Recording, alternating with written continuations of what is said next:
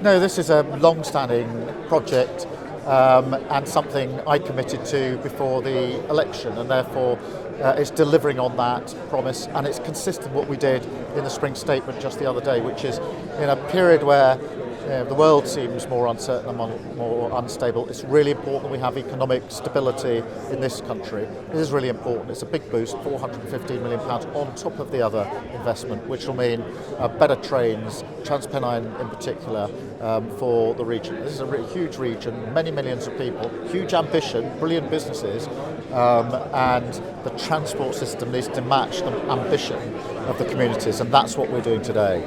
Well, starting with that human level, my own family has been impacted by disability all my life. My late mother was extremely ill all of her life, and my late brother, who lived in Yorkshire, was very ill and disabled, particularly when he got cancer, which he died of. So I do understand that human level.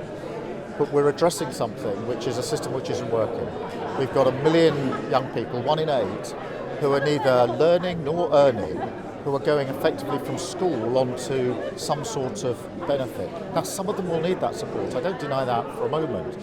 But it can't be right that this growing number of young people, when all the evidence shows that if you're going essentially from school to some sort of benefit, then you're not likely to have the chance to get a job that's going to be secure and well paid for the rest of your life. That cannot be right. Well, so yeah. It's about reform, but it's also about £5 billion. Well, let me Let me just. You're worried about the very least risks. Yeah, let me just answer your question, because what we've done is put £1 billion on the projects and the work and the support to get people into work. But also we've introduced a right to try, because many people who aren't in work, who want to work, find it very difficult to make that step. They're slightly fearful of that step, and so with a right to try and the money behind them, we're able to help them into work. And yes, in relation to the impact statements, let me take that head on.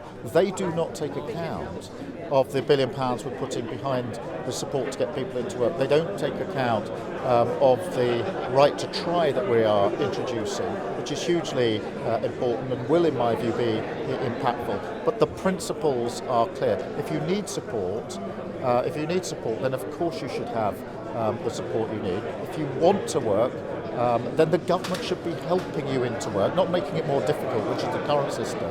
And if you can work, you should be working.